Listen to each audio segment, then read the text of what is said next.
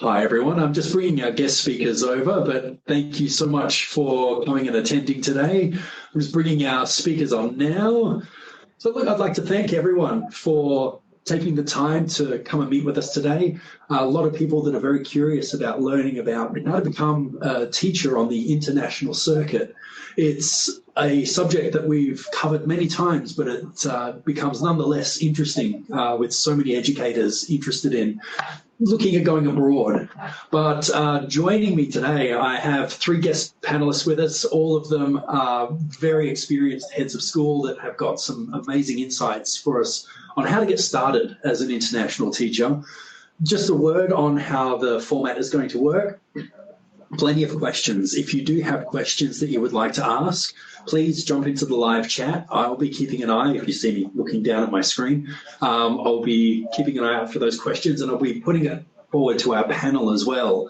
Apart from that, feel free to ask your questions, take all the information that you can from our panelists today, and yeah, if there's anything that we can help with on the other side, always feel free to reach out to us here at Scroll. But to get us underway and start with some introductions, I'm Cameron. I'm our Global Events Manager. I'm going to be, well, I don't really need to moderate today. Everyone's playing very nicely, but I'm here to help facilitate today. So I'm going to head over to Emily Cave, who's one of our guest panelists, joining us from the International School, Eastern Seaboard, I believe it is. But look, I'll let Emily introduce herself. I've spent a lot of time with Em in the past doing many of these kind of events. But Em, over to you if you want to just let us know about yourself and a little bit about your background as well.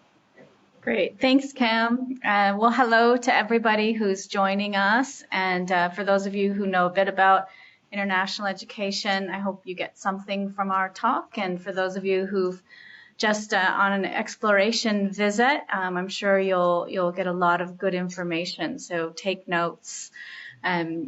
Just my own history, I started off as a teacher in Iowa in the United States, and popped over to the UNI job fair 1 year to see what was going on, and ended up taking a job in Venezuela. And it was beautiful, stayed there for 7 years in a small school where I had a lot of opportunities to challenge myself, try new things, take on leadership roles, all of which really made a difference in my career and my understanding of education from a whole different standpoint.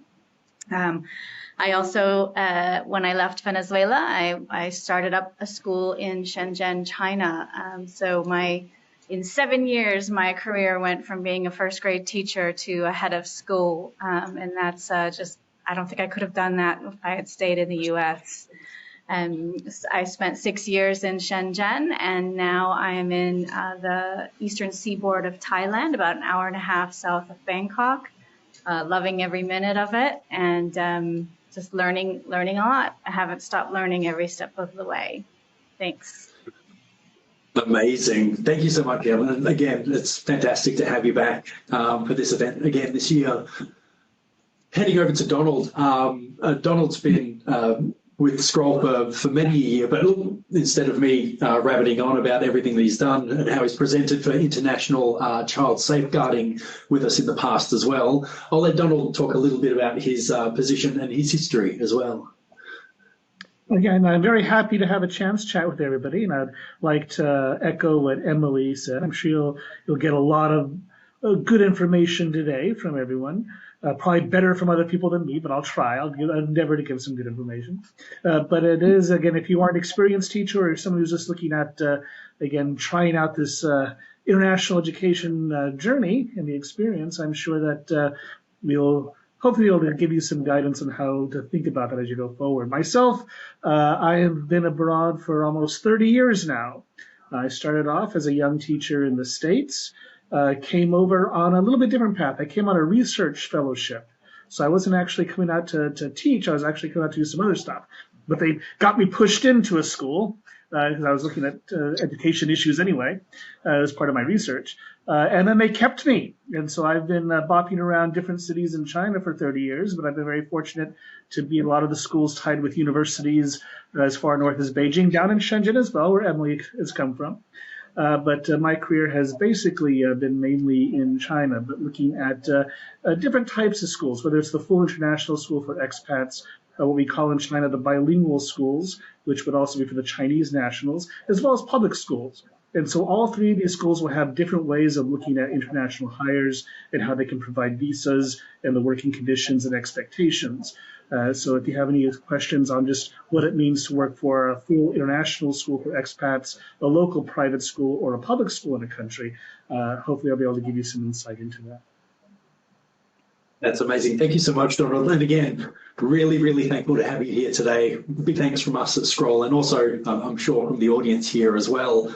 I'm seeing there's a couple of questions coming through already, and I'm noting them down as we continue. And I think there's some very, very good questions. Belen, I really liked your one. So bear with us while we go through some introductions first. And Kate, thank you for being here. I've also had the pleasure of being able to present with Kate before as well. We were going through a series on how to put your best foot forward as an international teacher a couple of months ago. But I'll head over to you, Kate, if you want to give us a quick rundown, and then we'll get stuck into some questions. Yeah, absolutely. I'll be quick, I promise. So no stress. I have been a head of school. I'll just talk about the recent because that's most interesting, at two schools in Phnom Penh, Cambodia. And I saw there's a teacher on here from Cambodia, so hello. And we've used Stroll as our recruitment platform. And now I am coaching, interview coaching, taking people from not hired to hired in their international careers, as well as workshop leading for the International Baccalaureate, doing school visits, and compass education and trust-based observations. But as a teacher of 30 years, I have done my own recruiting. I have hired people, and I'm helping people through the recruitment system. So I'm really passionate about helping people get their dream job in their dream school. And the information that you will learn today, you know, knowing the difference between a expat international school, a bilingual school, what Donald was talking about, they're all really important distinctions, because you're putting your life into the hands of another country, another school, that we can help you with our experience. So I look forward to helping you today. That's fantastic. So thank you so much, Kate.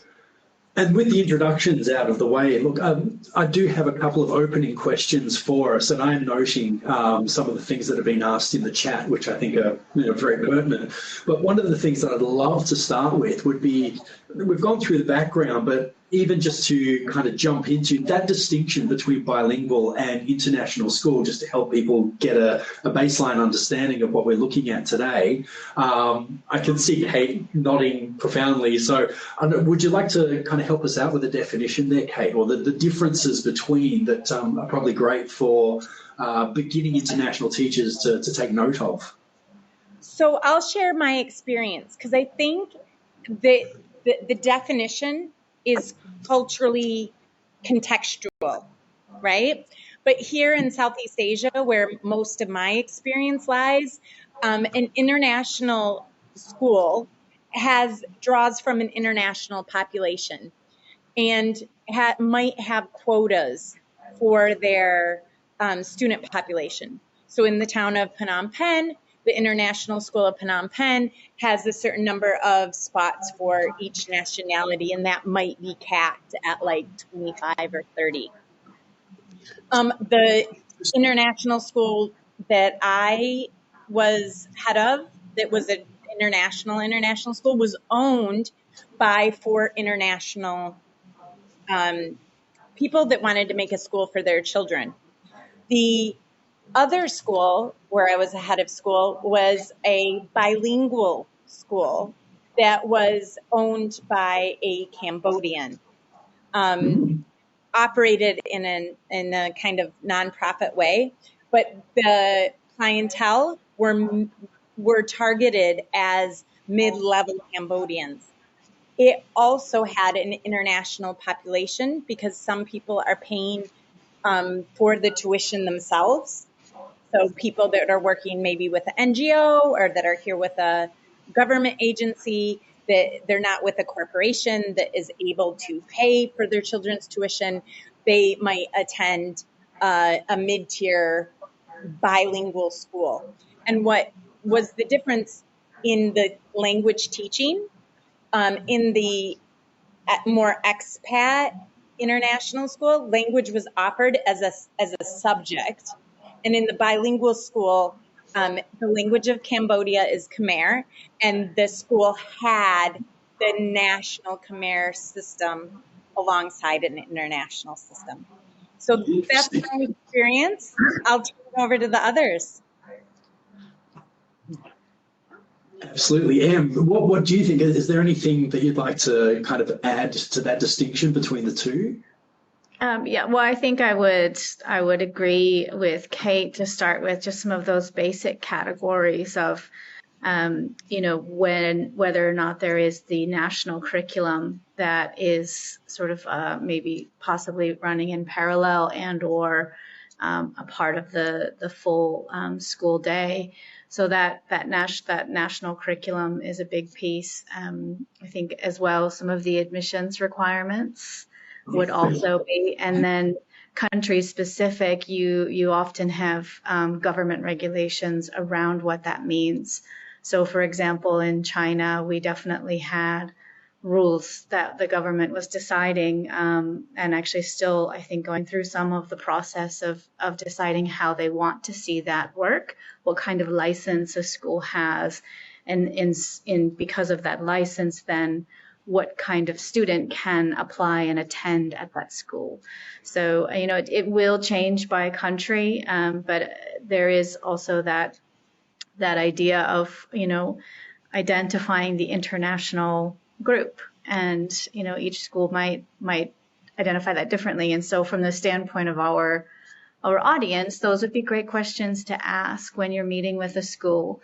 Ask them, what is the governance of your school, and what is your, admissions process and plan, or not plan, but the admissions process and how students are accepted or not. That kind of question is helpful. But again, the curriculum is a big thing as well. I'm sure Donald has a bit more experience than I do. Well, we all do. But I would echo both what Kate and Emily are saying with that, in that when you ask those questions, again, remember that definition of international will be different. And so is it going to be an expat school, or is it an international curriculum school? And so that distinction for yourself, again, when you're at international school, either way, there's going to be different levels of English or whatever the language of instruction might be, if it's a French school or German or whatnot. But for a lot of these schools, you'll be coming in not as a math teacher or a science teacher or whatnot. You'll be coming in as an ESL teacher who's also teaching some math in some of these places as well, depending on what type of distinction that might be, especially if you're looking at a country where they have that distinction between a bilingual school and an international school.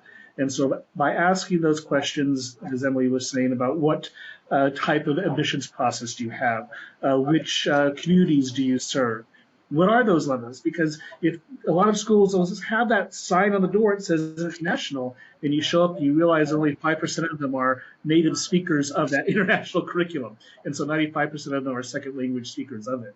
And for a teacher who's not necessarily prepared for that, with your own background in pedagogy as well as just mentally prepared for that challenge, it can be difficult that first time, especially that first time abroad, if you're not ready for it. Or if you taught especially for a long time in your own mother tongue, in a native setting in your own country, to come out and then have to deal with 95% of your students not understanding exactly what you're trying to get into. So those distinctions, and it's hard to put the right adjective because they'll have a different way of looking at it from country to country. Like I said, in China, we have that public school, so we know right away that that's going to have a Chinese curriculum in place, and then some sort of parallel international curriculum in there, whether it's an A-level, AP, Australian, Canadian, or whatnot. But then they'll have that weird thing, they'll call it a bilingual school, but how bilingual is it? How much English is there? How much Chinese is there? How much other languages is in there? So asking all those questions up front is very, very important. But China does make a very clear distinction. So a foreigner, for example, in a country like China, can go to any school. But Chinese kids can't go to an expat school. And so again, when you ask that question, are you an expat school or are you a bilingual school, then you will get a better sense of who they're serving. Can I add something here to that, Cameron? Just Of that course. sometimes you might get an answer like, we have 35 nationalities at our school. That may be true, but it also may be that, you know, people who are born in the U.S. can have U.S. citizenship. So I've had some experience with nationals leaving and going and having their kids in the U.S. and Canada, coming back and then enrolling them as international students, but they might not be the profile of an expat child who has flown around and maybe lived in Namibia and Kenya and Thailand. And can I add to what Kate's saying as well? I think the real reason why that might be, from a teacher perspective, an important distinction to make. We're not saying that there's something that's better about being international versus having a local population, but there is, for example, when you have different passport holder, right, which allows them to enroll in a school as an international student, but the family still is very locally tied, that still is kind of their home country. The expectation from the teacher and from the school might be very different. And as Kate said, the family may not have been moving from one country to another, or to another, to another. So again, that expectation, that background, from the family and what they want for their relationship with the school will look and feel very different. And that's what impacts your day-to-day communication and experience as a member of that school. Very good. Look, that's absolutely amazing and quite insightful as well. I think it's really going to help define some of the roles that a lot of our educators will be able to kind of put their feelers out about.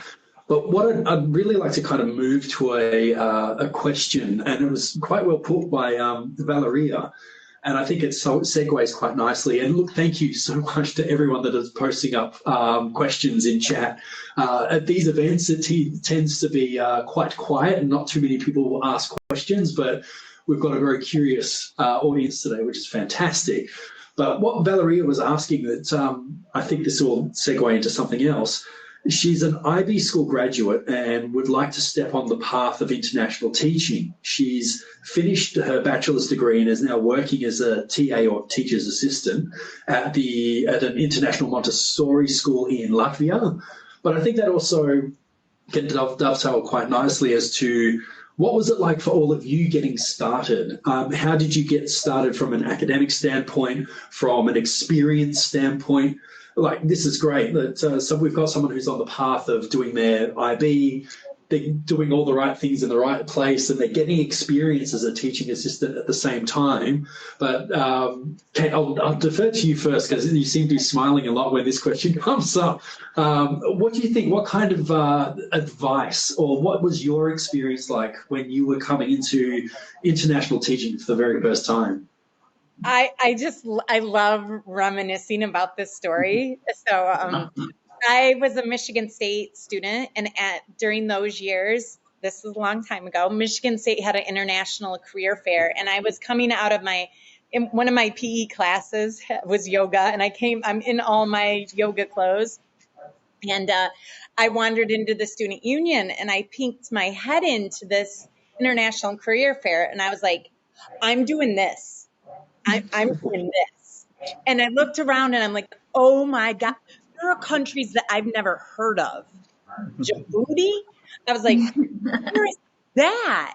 And so that was when I was maybe a junior.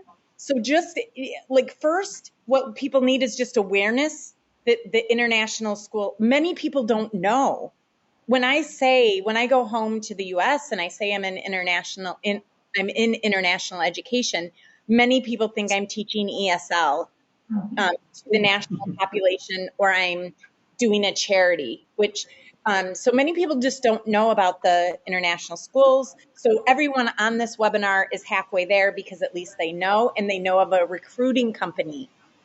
At the time, the only recruiting company I was exposed to was another one. So I contacted the recruiting company and they said, oh, Kate, you're going to have 2 years experience. You're going to have to show that you're a really good teacher. So I still think that advice is good advice. Like, get your qualification. I recommend that to everyone, even if you're already in a school. And I saw in the chat somebody was saying, I taught here and I got my teacher qualification. Always have teacher qualification. We're a profession. We need to have, that's my spiel on get your qualification, get your education, and then get experience. Be a really, really good teacher. Learn your lessons, join webinars. And then my next piece of advice, I had to be super open-minded. The first set of jobs that I was offered, they were Guatemala. And this was at a time when Guatemala was very dangerous. And when I asked to speak to a staff member and they said, yeah, one of our members was shot, one of our staff members. And I realized the other school was Saudi. And at the time, Saudi was locked down. It's not the Saudi of today. This was like literally 1990, I think 6, right? So whole different world. So I took a job in Chicago. I moved from Michigan to Chicago just to have I went from a school that was rural in Michigan, the inner city of Chicago, to give myself a different experience. And I thought, if I can make it in Chicago in the inner city, it's like a different culture. Maybe I can make it international. And then the next set of jobs that came, so I didn't give up after 1 year. Don't just take anything. Don't feel like, oh, I've got to go here because this is the first job that's come to me. Know your parameters. I wanted a place where as a woman, I'd feel safe. I wanted a place where I was going to grow, and I wanted to be exposed to other national systems, like from New Zealand or Scotland. I wanted there to be an international. I didn't want to go where it was just other Americans, because that was just like teaching in America. That was just so have your standards, and then very open-minded. I wanted to go to Spain because I had done overseas study in Spain, but where did I end up? I ended up in China. I ended up in Tianjin, and I loved it. So thank you for that little monologue there, but I've seen out of it. Oh, that's fantastic. I'll ask Donald, what do you think, if you were going to do it all over again, to kind of make a conscious decision to go over into international teaching, what would your steps be? What would you do from the standpoint of helping someone taking those first steps academically, professionally, and probably from an experience standpoint as well? Well, I would echo a little bit also what Kate said, is just make sure you're prepared. Again, I got kind of dumped in the deep end because I'd only been teaching for a couple of years in the States. So I was a teacher. I had all my stuff and I was in the schools and doing stuff, but I want to go off and do a little bit more academic kind of background. Maybe you spend my time in a library doing research on education instead of actually being in the classroom for a long time, at least the basic education. So I got in a fellowship to go off to China for a couple of years. And I was based at Peking University. But because I was looking at basic education in China, they stuck me down in their high school system, and I got roped into all kinds of their own little projects. But again, so for me, it was if I knew that was going to happen, I would have probably spent a few more years in the States, making sure that I had all my own I's dotted and T's crossed for what it means, at least in my opinion, what a good educator can be. Because again, even though I had learned Chinese and other things as well before I went off to China, it was part of my degrees. But again, I had to. It was hard finding professional development back in the early '90s and whatnot for those type of things. We didn't have the internet had only been online for a year at that point. It didn't exist. And so fortunately I had Chinese, but I got pushed more into helping them understand things because they were just doing their new things with education at that point.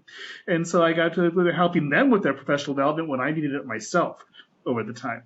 And so for me, it was also just making sure that you are prepared with the craft. As Kate was saying, we are a profession. It's a vocation. It's not just, you just, if someone comes in, you go into a classroom.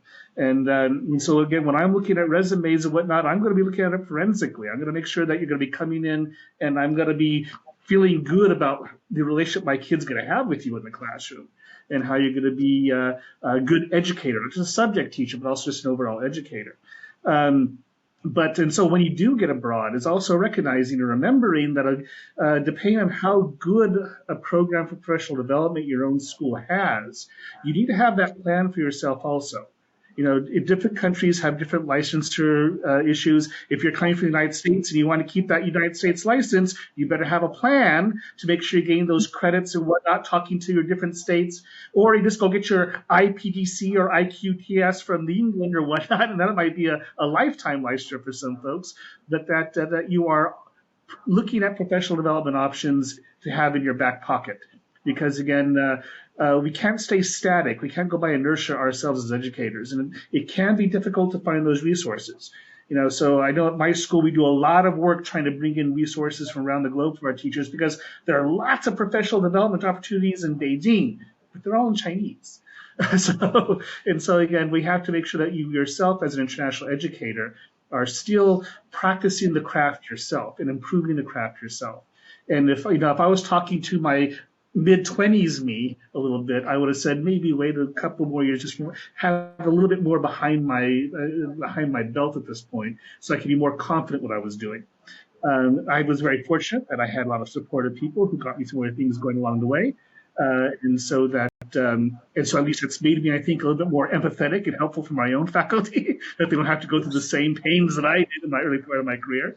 But again, as Kate was saying, make sure you're ready and don't just take the job to take the job. It's an adventure. It really is. It can be, but you want to make sure that you do have the right shoes and the right backpack, and you have it, and you're all set up so that you don't get lost in the wilderness as well without the basic necessities. Because you don't want to find yourself stranded in a country and not knowing what you're supposed to be doing next. That's fantastic. And look, before I pass over to Em as well, I just thought this was an excellent question that came from Juyun. We're basically asking, what do you mean when you say be prepared? And I think what you were saying, Donald, and even you too, Kate, it seems to be very much like do your homework, do you get as much knowledge about the place that you're going to, the school that you're going to be working with, making sure that your qualifications that you're collecting and that you're adding to your repertoire meet with that of the school that you're going to. And like Donald was saying, make sure you've got the right tools, make sure you've got the right backpack, the right shoes, the right knowledge before you enter into a contract. But Emily, I digress a little bit, but I'd love to get your perspective on this because I know you've had some pretty interesting experiences. Yeah, well, actually, I can feed right off of that in terms of the idea of being prepared. There's also a sense of being prepared also means knowing yourself and knowing as, what your parameters are. I think was said earlier as well, what you're looking for, how do you want to stretch yourself as an educator? But also making sure that you haven't closed the door accidentally, as both Kate and Donald have said as well. Don't let a licensed lab or think, that school's willing to hire me without that particular qualification. I'll just go there. But then you missed an opportunity to get that qualification, and that's any door that you can keep open. Keep it open. This international school journey is also about being open to any new experience, and so you don't want to close that off for yourself by missing out. But I think again, just being aware of what your strengths are. Personally, as a teacher, what might be a challenge for you, and maybe that's different from somebody else. And then as you do the research for schools and as you think about, what is it that this school is and, who are they? How do they deliver education? And does that make sense for me as a teacher? And what about that school might be a challenge for me? Maybe it's the language. Maybe that's the exciting piece. You never know. Maybe it's I think my first years in Venezuela, we were a small school, beautiful place to be, loved everything about being there. One of the biggest challenges was that when I took on a new role, there wasn't anyone else who did that same kind of role. And not, in South America, it's a large place. It was hard. They didn't have professional networks like you have now. So, finding ways to feel professionally connected was a really important thing for me. And I managed to find those ways, and whatever it was that worked for me, really made a difference. And I think, nowadays it's actually a lot easier to be professionally connected to people. You don't have to be in the same place, but figure out what those are and keep cultivating those professional networks. So, keeping your licensure and your qualifications up to date, keeping on pursuing professional development, and then finding out, doing your homework around the schools and who you're talking to. Those are all ways of being prepared, but it's also going to keep driving forward how you achieve what you're looking for in your life. I'm just curious, if you don't mind, I would like to answer a question as well from Belen, who talked about gaps in her CV. And I think everybody is thinking about today where their experience is, how much time, and every country is going to be different. That's another part of being prepared, finding out where are the countries that might be willing to hire somebody without 2 years experience, or what would I need to do to be hired at that country? And then, even if you have gaps in your CV, you probably still have experiences. And you can, I always found when I was interviewing, the most important thing was hearing the details, hearing that teacher explain what is the impact of what they do in the classroom, what is that impact on student learning, and how do they know?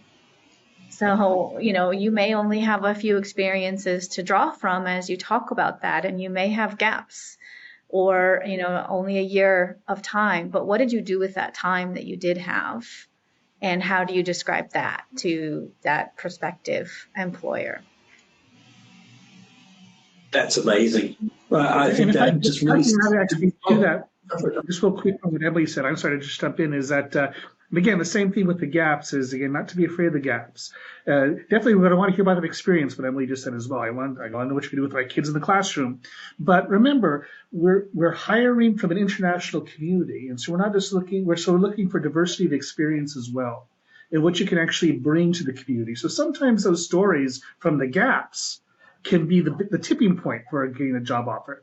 If I got resumes for a math teacher, you're all math teachers, that's great, but this math teacher also did this for a few years. I think that might be cool for my kids. Yeah. Come on in. Because again, like I said, we have all these resources, but they're monolingual resources for the country that we're in. And so try to bring in those other global resources besides just classroom instruction can enrich our community. So don't worry about those gaps. Just worry about more how you explain them to us so that they also become a selling point for your application for a job. Can I? A theme that I'm hearing in the chat, and I don't get to read every comment because they're coming fast, but a theme I see, like, how do I break in? What is the barrier?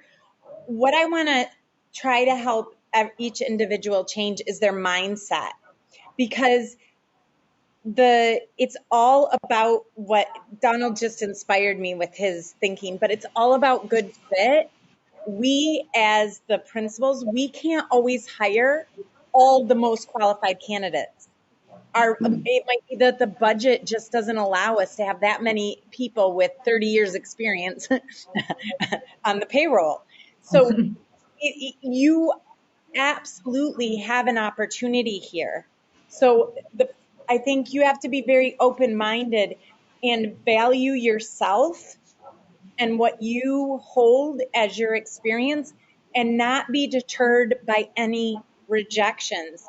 I don't know Donald and Emily if they have this experience, but I've definitely been rejected for jobs where I'm like, I'm absolutely the perfect candidate for this job. It's me. Couldn't be anybody better. And I didn't get it. And that's just normal and it's natural. And we can have that idea that rejection is protection. Like it just wasn't meant to be. And not let that slow you down. Just keep going, keep applying, and knowing that even if you are, so one of the themes I saw is I'm not a native English speaker. Yes. I've had staff members who say, "Hey, I'm not a native English speaker," and I'm like, I don't see you as that. I see you as a native. In your home country, English is one of the native languages. So don't let your own mindset hold you back, because the interviewer might not see you the same way you see yourself.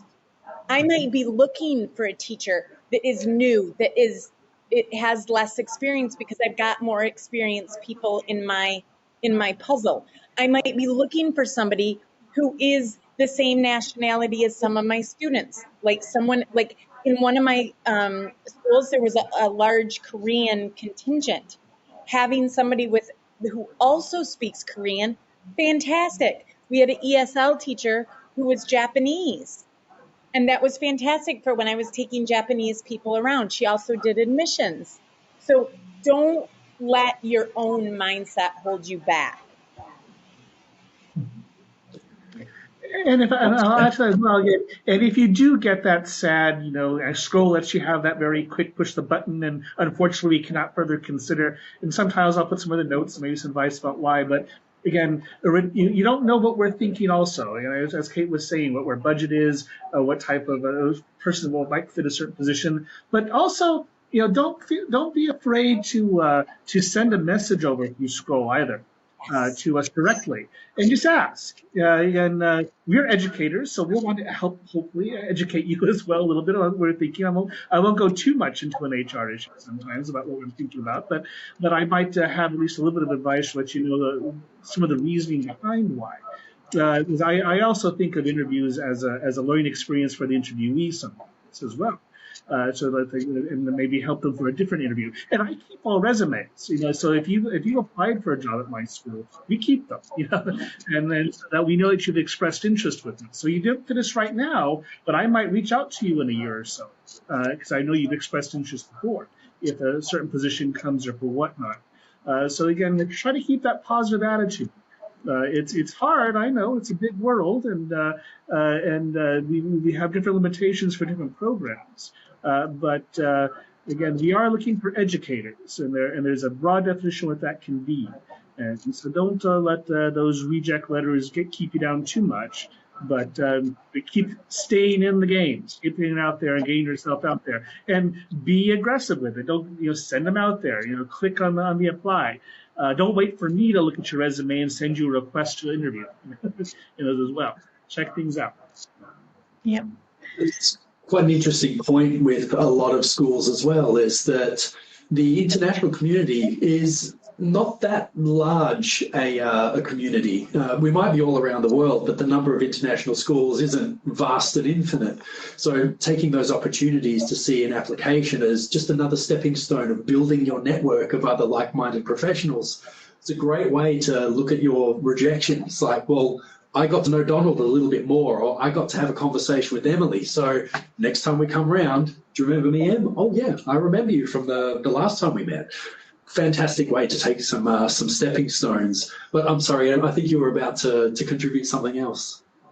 Oh, no, I was just going to agree mostly that, the rejection, if a school rejects you, that's not because they want to reject you, right? It's because they can't make that choice today for you. And I think it's very tempting I think a lot of people on our chat are thinking about those rejections, and again, it's not a measure of how other schools are going to respond. Even if there's more than one, there's also more than one school out there that will need exactly what you have to offer. And, just like we persevere with our students to find the way to help them learn, even when they're struggling, we do the same to find the right fit as teachers for our next place. And yeah, it's definitely it's not a measure of Your you worth. teacher or it's just a measure of that. I love what Kate said. Rejection is protection, because it wasn't the right place at that time. And I just keep thinking as well about a teacher that I did hire in the same year, but I didn't hire him at the fair where we met. We had a great interview, and I was looking for somebody with more experience, and he didn't have a lot of experience. And it got towards the end of the hiring season, and I still needed to fill that position. And I thought, you know what? This person is just come back in my mind. We had a great interview. I'm going to see if he's still out there, still looking. And he was. And he came to work in my school, and he was there for a good 3 or 4 years. He met his wife there. It's just, I think about those stories, and you just don't know. You never know what will happen next. So I think Donald was saying, that those are your opportunities to get to know who those people are, and for them to know you. And it's a long game that you're playing. It's not a one-time interview. It's not a one-time interaction. This is a small community of international schools. And if somebody interviewed you and couldn't hire you this year at the school where they are, they may become a head of school somewhere else where they can, because the visa rules are different, and they will remember you. And that's what I wanted to say.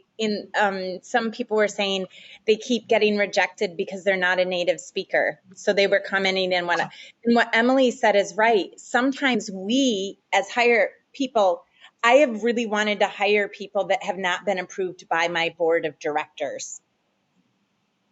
And sometimes that goes back to the conversation about what type of school it is, because sometimes a board will have the requirements that the head has to execute.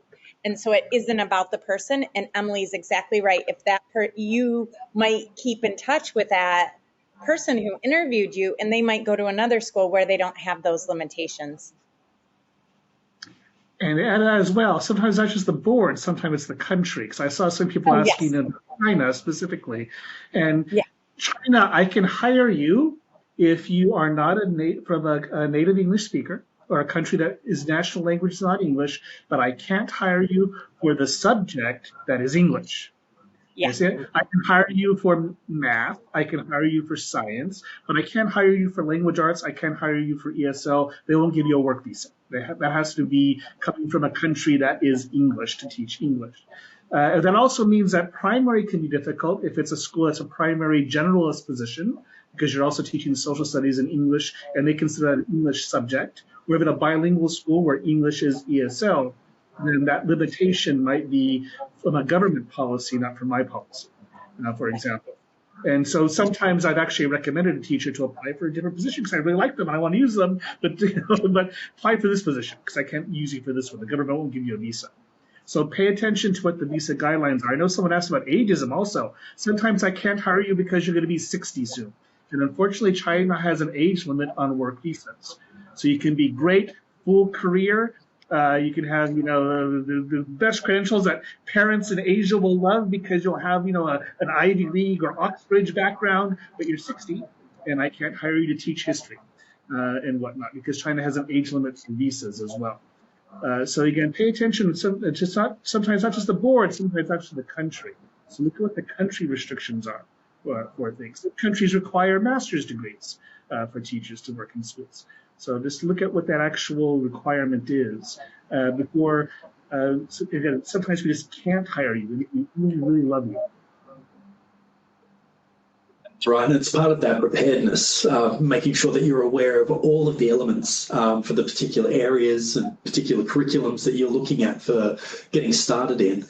But as we kind of come to a bit of a close on that topic, one that I saw, actually it was a few minutes ago, or quite a few minutes ago, it came from Kira. And I thought this was quite interesting because everyone here has got a strong fixation on, well, how do I break through? And some of the points that Katie and Emily were coming through with, and Donald.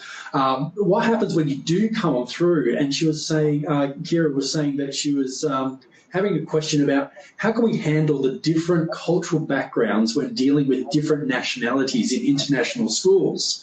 So that's something to think about when you're coming into the role and you're potentially going to be looking at being exposed to a lot of new nationalities or new cultures. Kate, I know we've spoken about this before as well, and I've heard Emily talk on this multiple times as well. But what would be some of the things that we can employ, or something that a new teacher could look at employing to best put their right foot forward when it comes to learning about new cultures, or coming to terms with a new culture that is possibly confronting or different or difficult to consider when you're taking on your first job as an international teacher? I don't know. I'll hand that over to you, Kate. This goes back to maybe defining what be prepared might mean, what Donald was talking about. And there's an app it's a Hofstede app, or you can look at and you can put in 2 different nationalities, and there are 10 different power differentials. And there's also the book, The Culture Map by Erin Meyer, which is a great resource. And I don't know if they still exist, but when I got my job in China, I read a book called Culture Shock China. And it was a series of books called Culture Shock, and you could get Culture Shock Japan or Culture Shock. So doing some of the research, but I do highly recommend the Culture Map by Erin Meyer and the Hofstede. I'll try to see on my phone what the exact name of the app is. Oh, wow. Thank you. I'd love to know what that app is. Thank you. So cool. I did it I'll tell you, I was leading a workshop in Korea to all the Korean speakers with a translator. And I kept saying, you can answer this however you want. Like if you want to do a poem, or if you want to do and I looked at Hofstede, and uncertainty is like, Koreans do not like uncertainty. So I changed the way I was leading the workshop, and I was like, now we're all going to do, we're going to write a checklist. So show me what you know in a checklist. And I completely changed the way I led the workshop based on the information in that app. It can be enlightening, because it also takes us to look at who we are and how we act. So it's a reflective activity. Yeah.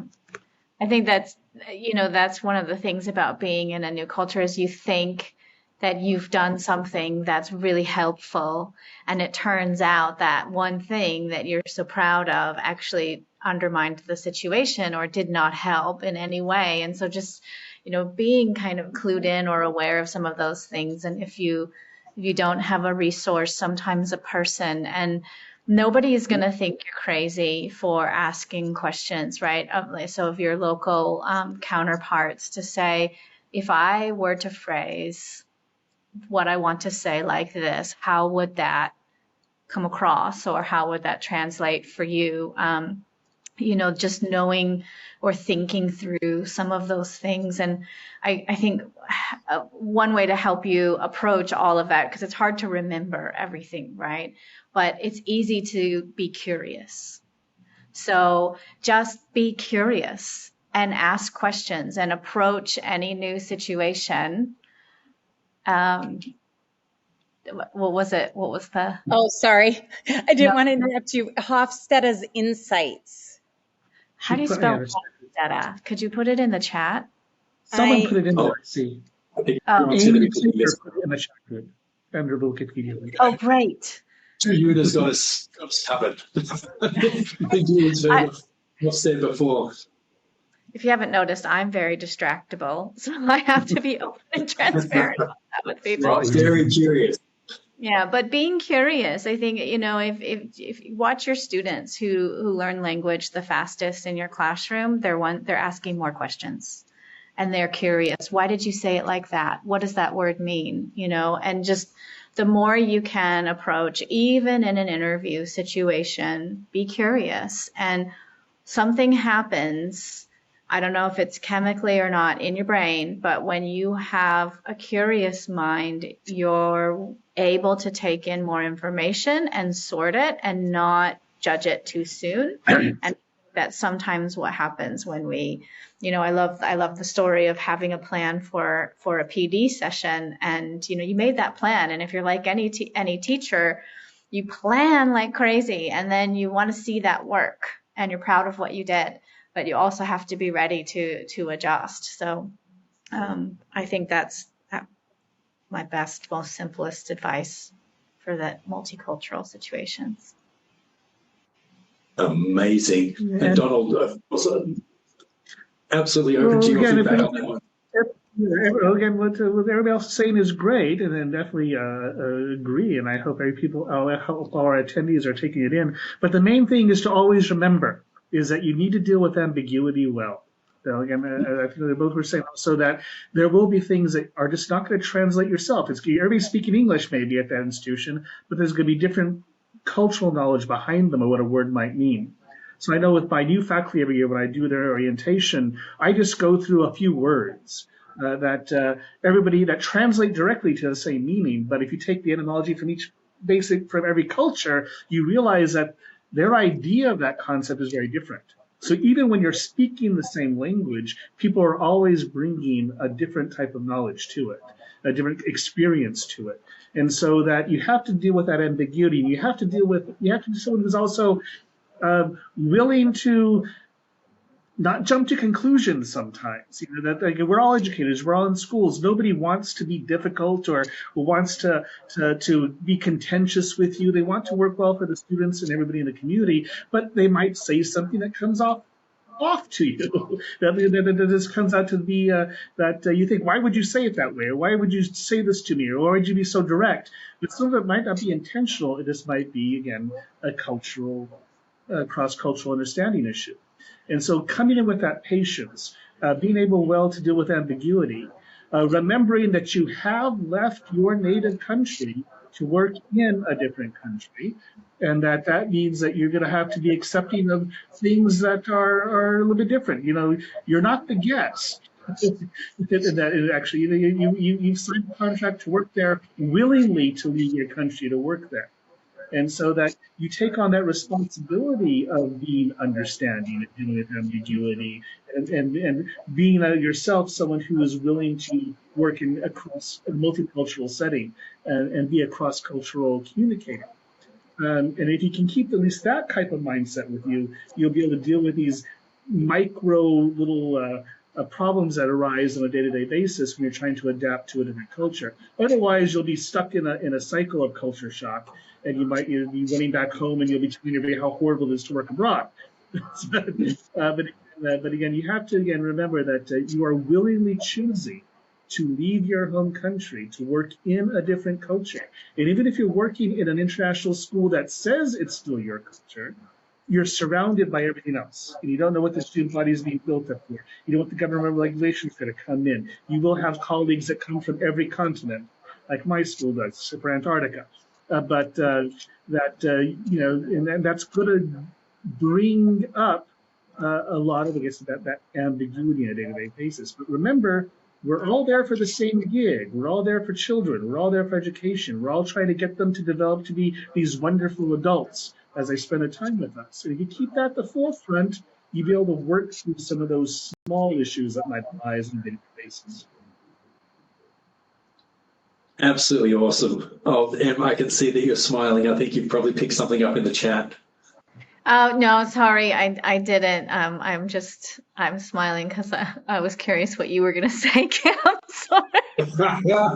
But actually, I wanted to segue to another interesting question, because I think this kind of looks at a little bit of the support network that sometimes can be alongside you when you do move to an international position. And that was from Jordan, asking if anyone has ever hired international teaching couples before, and what's the advice for couples when applying. Like, it's quite a unique situation with them, and I'd love to head over to you, Em, because I know you've seen some pretty good pros when it comes to couples coming forward for teaching positions.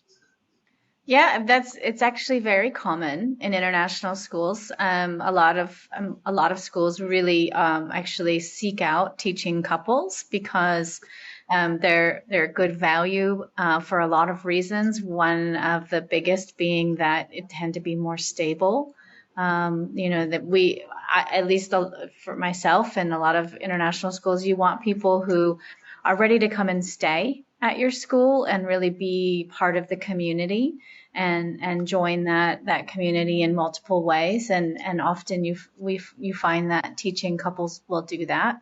If you have children, there are some things to consider, right? There's a lot when it comes to if you have children. And I'm sorry, I didn't know what the background is completely on the chat, but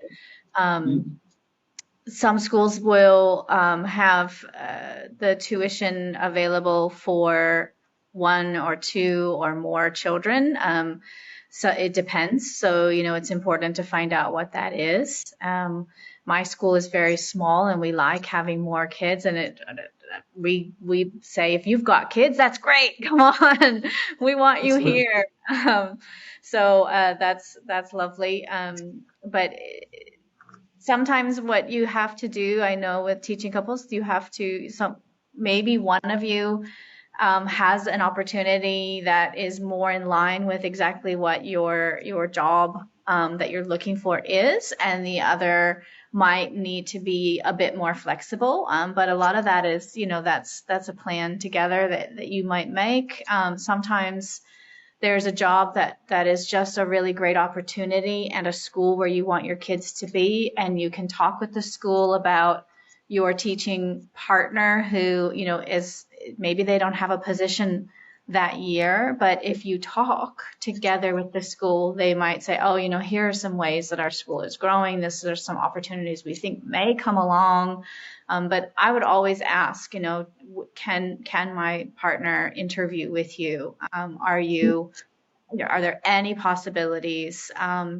This is our package deal, just be as open and honest as possible. I think sometimes people worry that they need to present a particular way. I remember meeting somebody who they got married because they were told being a teaching couple made it easier, and they didn't want to be married. Wow. It was like coming out of the U.S. Oh no, everybody told us we had to be married first, and I thought, oh my gosh, don't just be who you are, and every school, we're all, Donald, Kate, and I have all described the different ways that we are navigating parameters from our board, parameters from the government and the local situation, and then our staffing situation. We may already have a lot of really veteran teachers, so we're looking for a younger, less experienced teacher, or maybe we have a lot of younger, brand new teachers, and we're really holding out for that person with 30 years experience. So just, make sure you are showing who you are, what your family situation is, even if it's not a legal marriage certificate, but you're really hoping something can be worked out. You never know. You never know what the school might be able to say. Hey, actually, there's a particular kind of retirement visa or trailing spouse visa, or who knows. But it's worth just putting it out there and being as clear and upfront as possible, so there's no surprises down the road. Yeah, that's absolutely perfect. Donald, what have you found? Do you kind of have those situations with teaching couples that they just seem to be there as a more solid base for each other, or if it's something that's harder to accommodate for because you've got two different specialities? Well, no, again, if I was telling somebody in the chat group also, if I really like you, I'll find a way to hire you and bring you in, and whatnot. And I have 1,600 students. I can possibly find a job for folks, but it's a double-edged sword sometimes. So to be honest, and if I can be frank, I will look at the resumes very carefully, and because if I lose one part of a teaching couple, I'm losing two positions. right?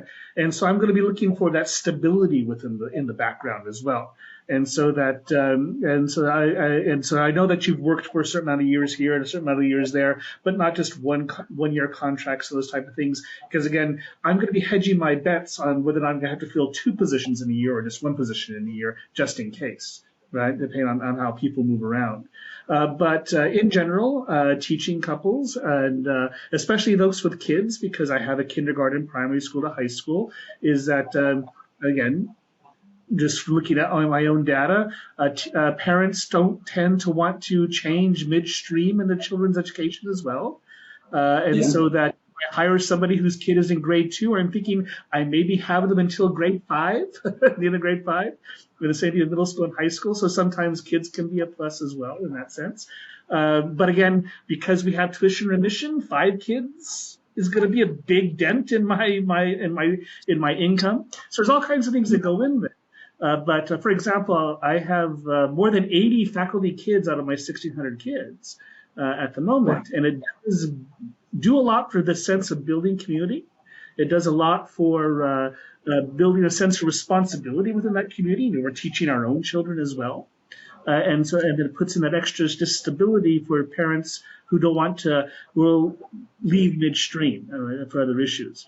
But again, I will be looking very carefully at that resume also just to hedge my bets, because it can be a double-edged sword if I'm going to be losing 1 person or 2 people after the end of a contract, for example. And right now, to be honest, international hiring can be difficult, and because again, we're all fighting for the same pool. And so we're trying to be strategic with that as well. So I'll give the more frank answer there, not just the fully optimistic sunshine roses.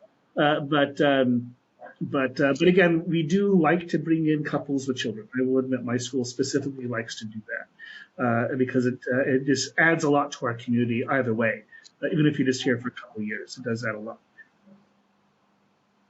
That's perfect. And hey, did you want to add anything else in there? Are there any other elements that you've found with teaching couples?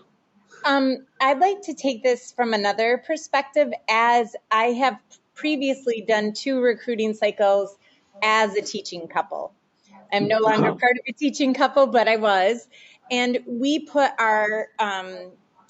together a packet at in-person fairs together with both of our information. And I would suggest being very clear about your income needs. If you are offered if one partner is offered a job and the other one isn't, that's where I've seen it go wrong. When they say, oh, so-and-so's been offered a job, the other one is maybe promised a job in the future. We, as a couple, decided we would only both get jobs because we had a mortgage and other, savings things that, just financial. Be very aware of your financial situation and what you can accept as a couple. My second piece of advice is I've had a lot of teaching couple friends as well, and usually you can't find 2 ideal jobs. You can find 2 jobs, but one might be for one partner to get into leadership and the other person's going to have to do what they were always doing. Or another, so you're going to maybe have to take turns taking priority. I would like to just jump on that as well in terms of what Kate mentioned about the financial situation. It is not a bad thing to talk about what your financial needs are. I know that sometimes people feel it, and sometimes it can be too soon if it's your very first thing out of your mouth. But it is important that people, you need to know what your bottom line is. You may have a mortgage, or you will have financial obligations somewhere else, and you need to know what that sort of bottom line is for you as a family. And then also the coming back to that theme of being prepared, doing the research on cost of living in different places, and really identifying what is the package being offered by a school in terms of, is that before tax or after tax what they're telling me. who's paying for the health insurance and how much of that health insurance is covered by the school versus myself. What other out-of-pocket expenses might I be able to expect or are covered as a benefit? And so you're really getting clear on, okay, this is our bottom line and this is what that package is. That's what it would mean for us if we move there, because sometimes you think, oh, that salary that's been quoted is really beneficial. We love that. And then you get there and you realize, no, we can't afford this. Like some people are saying, how do I get to Europe? Do your research on how much it costs to live in Europe, because the taxes, the benefits, all of that don't always add up to what you think they will. And before you know it, you're in a really bad situation and you have to find another job somewhere else. So it's really good to just do that math and be upfront about that as well. It's not offensive to talk about money. No. And to add to that as well, and I think what we have is that, and make sure before you make that leap to go abroad that you are planning for the future financially as well. So it's not just about asking for that package. And that's definitely one of the pieces of advice. If I knew I was going to be out here 30 years, I wish they would have told me 30 years ago. But again, I didn't know I was going to be out here that long. But again, if you are making that jump into international, remember that depending on your country, how you pay into your own Social Security, your retirement funds. And again, are you planning to move back to your home country? What is it going to mean for buying a house or property? I think Kate was talking about mortgage payments, all those fun type of things. And that make sure that you are not forgetting to do your financial planning. Even if you're just starting out, if I was back in my own country right now, how much of my monthly salary would I be putting aside towards retirement or towards my children's future college education and those type of things? I know I'm very glad that when my daughter was born that we started thinking about that seriously, because we were out of the United States, so I wasn't getting any in-state tuition benefits for her. That I was going to be paying all that for her college education, so I made sure we had that fund already set up and already accrue over time so we could pay for her college. And so that, again, it's that financial planning. It's not just asking the questions with the school or the benefits, is it going to be after tax, pre-tax, but are you also thinking that what is that long term for me? Am I thinking about this myself? Am I going to make this my lifetime pursuit out of my home country? And am I going to make sure that after I retire, I'm not homeless somewhere? That's a good point. And I noticed, I think it was Rui asked a bit earlier on, how do you consider retirement in this industry? We're moving from contract to contract and from country to country. From everyone's experience on the panel, what does retirement look like? Is there a fund that you set up or colleagues that have made recommendations to you in the past of saying, hey, it's great that you're coming on board, consider this? Any experience along that path? I have a cautionary tale. Excellent. The things that have worked out for me were the retirement that I set up before I left, which I was very young. I don't want to say that all financial planners out there are scams, but I have lost money, and I think a lot of other people lost money. I invested with a company called SCI that was very big, and all teachers were doing it, and they don't exist anymore. And because they don't exist, the company has said that we can't get our retirement because we don't have a financial planner. So if you're going to do retirement, be very sure it is that you read the fine print, that you know it. First of all, do retirement. That's number one. Plan financially, as Donald has said. And then second, when you're even my money from the school, I got a 5% retirement. It went to this company. Mm-hmm. So even if a school is recommending, sometimes schools let people come in and do their little spiel. It doesn't mean that financial planner is connected to the school. And I know there's a book, I can't remember the gentleman's name, The Millionaire Teacher Next Door, or The Millionaire Teacher. Famous guy. He offers really good advice, financial advice. Yeah, and schools do bring in, as Kate mentioned, people that can give like advice, but they are outside companies usually.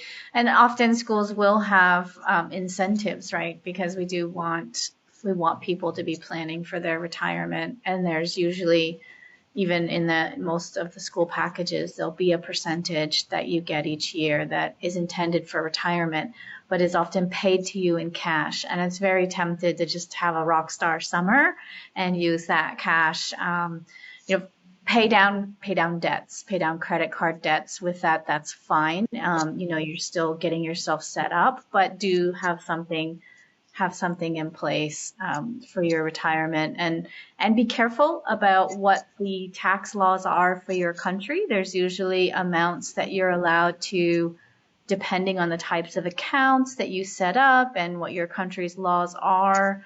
You do need to navigate that carefully.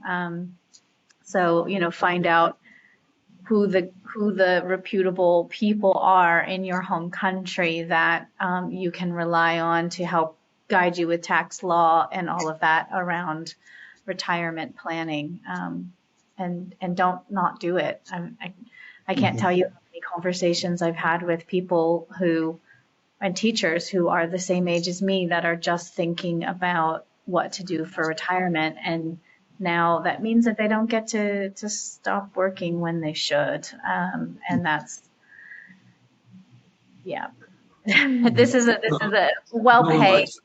Yeah, and you get enough money in international schools. I think it's pretty easy, and my best bosses really did push me hard to set money aside, and I'm very grateful that they did. Yeah, and I'll add is that also a bit cautionary, because that's what you work for, is the people they bring in to give that advice. You don't always know the relationship they have with the school. Sometimes it might just be a bank, it might be some parent who's offering free services. And so I've seen that some of the better recommendations, I'm actually the best recommendations, go visit your consulate or your embassy. And sometimes they have at least people there, or they have a few times a year, at least with financial planning. Because again, they're dealing with expats, they're dealing with people who are abroad. And so they also want to make sure they're getting the taxes from you if you're American, especially. But that they will bring in people to give some seminars on financial planning abroad sometimes. And so it depends on what your consulate, your embassy is, where you're located, and the services your own country can provide. But those at least have been, to me, at least a little bit more reliable in the advice they give, rather than sometimes these third-party folks who just show up. You don't know who they are. And I know I just delete all the ones I get on LinkedIn. I don't even read them.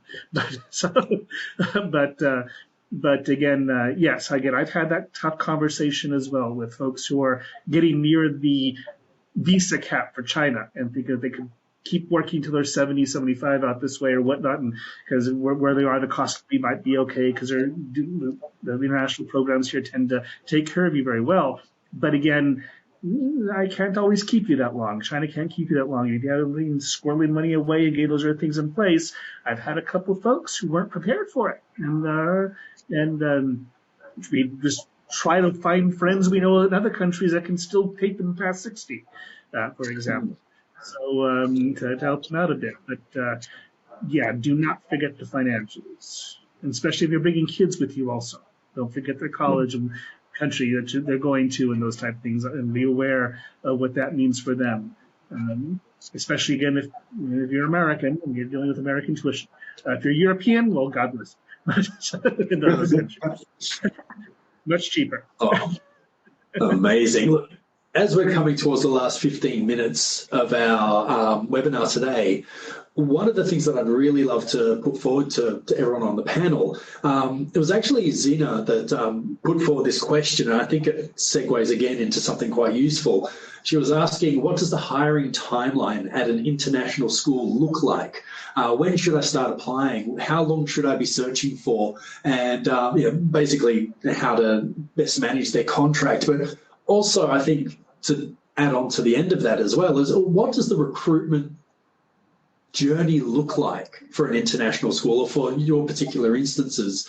I know different regions of the world have different timelines that they take into consideration, but looking at it from a holistic point of view from where you are currently, I know, Em, if you want to start us off, what does the timeline look like, and what does it look like from a, hey, let's meet up and have a conversation, to welcome, you're now in Thailand and you're sitting in a classroom, and what does that journey look like? Yeah, there is a cycle. That cycle is stretching and changing quite a bit. But there are some main, I guess, goalposts, which are schools are asking their current staff for early decisions or decisions on returning, or schools are making staffing decisions around, what their enrollment will be in the future years and how many teachers they might need, or if they're adding new positions. So, and for example, when I started a school, we were adding grade levels every year, right? So we knew right away which grades and what we were hiring for. But that early goalpost is going to be, decisions are asked for usually around sometimes as early as September, depending on the school, and October, tentative and or real firm openings become posted. And then the other goalpost is really around, when a school ideally wants to know they've got all of their positions filled. And that's March would be, sort of the end part of that, especially like in China, for example, the length of time for managing all of the paperwork. If you don't have people firm by March, you're going to be really scrambling and they may not make it on time. So, those kind of big goalposts are, and then of course, when we say that hiring is happening in those months, that's for the following school year. So you could talk to a school and interview and get a job as early as October, and then you're spending all of those months in your current job dealing with two things at once. You're doing your current job and you're planning and you're getting paperwork taken care of. So it could be going really fast if you talk to a school in February and end up taking an offer in March or even as late as April. Yeah, amazing. Donald, what's it look like from your standpoint? Is there much of a difference in the seasonality? It's pretty much identical with Emily, I would say, because again, she mentioned China. We do need a few months to get your visa processed. I tend to be aggressive, and I think Scroll knows this because we've had a conversation every year. That as soon as I'm going through resumes in September and sending out those things. But again, it's that same issue of I might give you an offer, you might accept an offer in October, and then you're waiting all that time as you get through there. But again, because again, we're all, for all those out there, it is a seller's market because we're all scrambling to train people. And so I do tend to be a bit aggressive. I jump in there very early, getting my postings up as well as going through resumes. But what I would say, because again, the timeline is the same as what Emily was saying, is that please, when you do accept your offer, unless that's like a big family issue or a health issue, don't pull out from the offer once you've accepted it. And because again, I need 4 months to get the visas processed. And if you pull out in May, I have to try to hire somebody and find people, and everybody else has already been hired and whatnot, then again, the ethical side goes both ways. We're going to be ethical with you. Please be ethical with us. Now, if there's a family emergency, there's a health issue, we know life happens. But remember, we're not a local school district that can find a substitute teacher tomorrow. So if I have a teacher who can't come, that's 4 courses I might not have somebody to teach in the secondary school. I might have a class in primary school to have in there. So please, again, really think carefully before you actually accept the offer and sign the offer. I know there's policies about signing contracts and signing offers. They're slightly different, but again, for us at least, signing the offer is like signing that contract.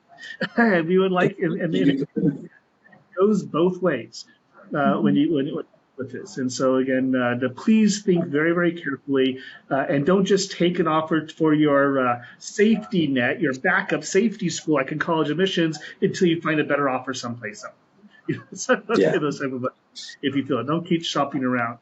And I'm pretty sure that Kate and Emily have experienced that before, where someone's pulled out after accepting an offer, and then it becomes tough for us. But again, remember, life happens. We understand that. But again, our job is children, and when you do something like that, it doesn't impact on me directly. It impacts on up to around 100 kids if it's secondary or 25 kids in primary. And just think about the professional ethics about accepting that offer, please. I think it's quite interesting. John in the comments was saying that sometimes there's competing schools and competing interviews, and you've got to kind of cut bits and pieces reading into that correctly or incorrectly. If you do have two competing schools that are looking for your position, so perhaps hold off on signing that agreement before you've gone through the negotiation with both parties. If you are being chased from multiple angles, be mindful that when you sign the agreement with one of those schools, that if you renege or go back and say, no, I'm going to drop that one, yeah, like Donald said, it has a huge impact on the entire school community. Just to be very mindful of that. But yeah, Kate, what have you found from a recruitment standpoint, and just being wary that we're coming into the last couple of minutes? Sure. What does it look like from your perspective when you've gone through the hiring process, when someone has gone from, okay, yes, we've said that you're amazing, we've met you and you're fantastic, to, hey, you're now in country? Is it a matter of planning a couple of months in advance for visas and that actual process for getting someone in country? Here in Cambodia, it's more once they arrive. So we don't have the same restrictions as China. But there's a typical structure, but I don't want you to give up if you don't get a job within that structure, because my very first job I accepted in June. And it was in a school, it was in a school that just somebody did what Donald's talking about and decided not to show up, and they needed somebody. And I got into a really good school in June because of a situation like that. They might have had different laws in China back then. I don't know. Don't know how I got in the time. Pretty lax in the 90s. Yeah, I got hired like June 15th, and I was in the country at like July 28th or something.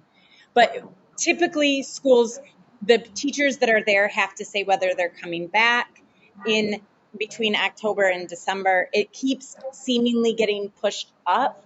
So you want to have all your stuff ready to go during those months. So this is the time to get started. Yep. September is the time. And some people, twice, I've taken a full year to get all my stuff started, and then started in September with all my stuff already ready to go. All my, references, all my resumes up to date, my cover letter. So, people are going to be hired. Typically there's a lull in December, and then it ramps up in January.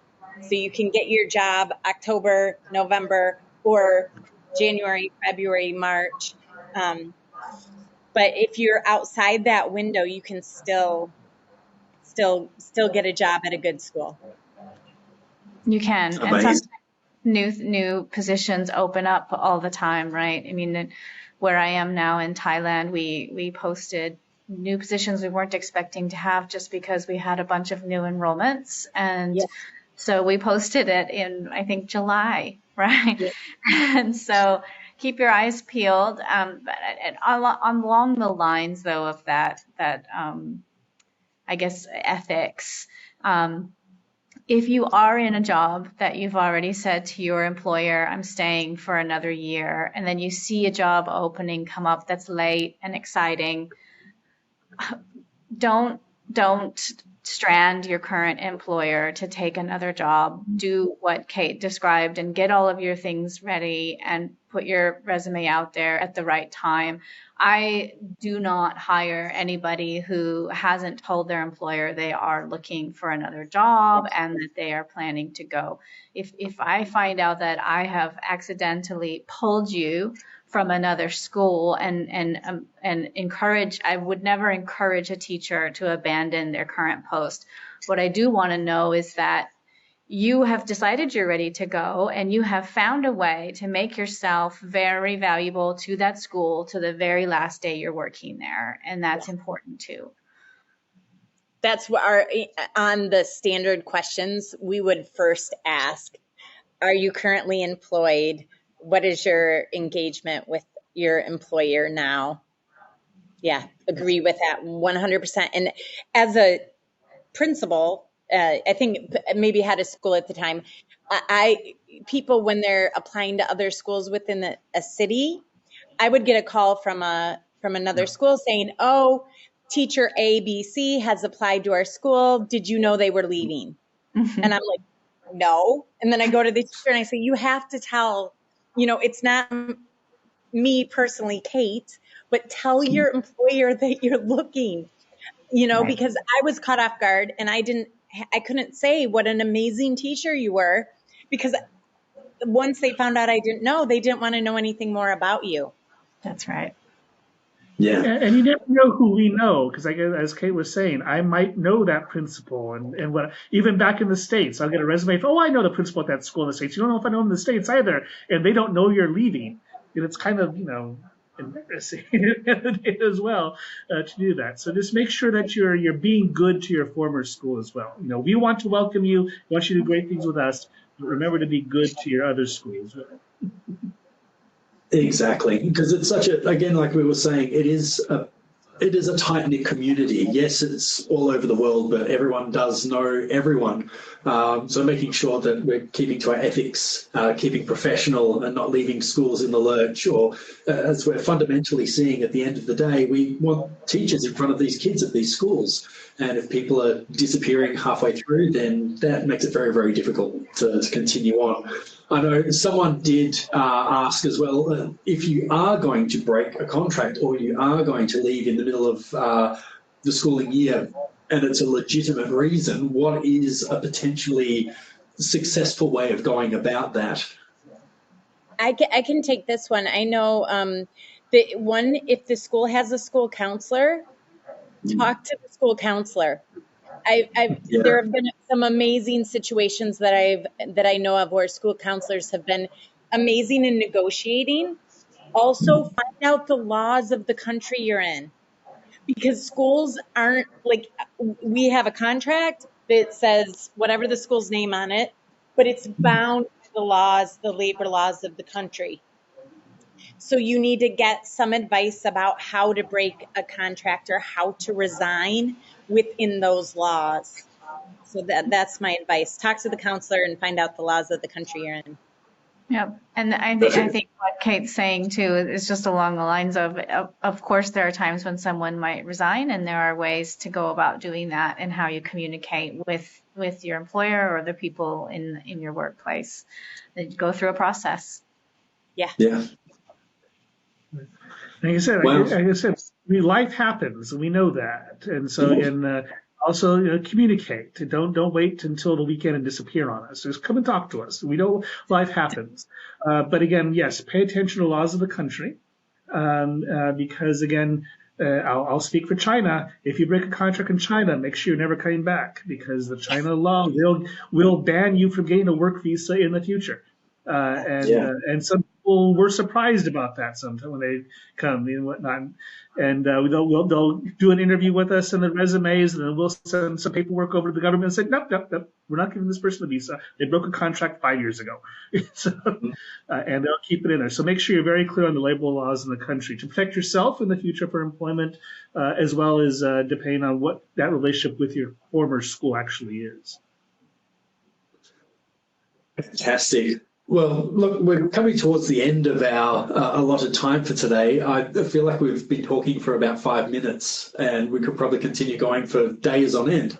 But we are kind of coming towards the end. So, look, I would love to thank everyone that's attended today for asking the questions, for being absolutely curious and wanting to find out more. If you would like to reach out to any of our panelists, I know some of them have shared some LinkedIn or email addresses that you can reach them on, please feel free to. But I want to say a massive thank you to our panelists, to Donald for taking the time, to Kate, again, it's an absolute pleasure, always is, and to Emily, who absolutely miss hanging out with you, but I'm sure we'll have a lot of fun. We've got our in-person event coming up in Bangkok over the 19th, 20th of October. So if anyone is interested in the audience, feel free to have a look on the Scroll website. If you'd like to join or want to register and come and meet us in person in Bangkok for our recruitment fair, please do so. But thank you so much, everyone, for taking the time to learn a little bit more today, and just once more to our panelists as well. So without further ado, thank you, everyone. I'm sure we'll find a way to make this available to everyone online if they want to have a look at this later down the track. But thank you very much, everyone. Have a lovely morning, afternoon, or evening, wherever you are. Thank you, everyone. Thank you, Cameron. Thank you, Cameron. Thanks, everyone. Thanks, Donald. Thanks, Emily. Good luck, Kate. everyone. You as well.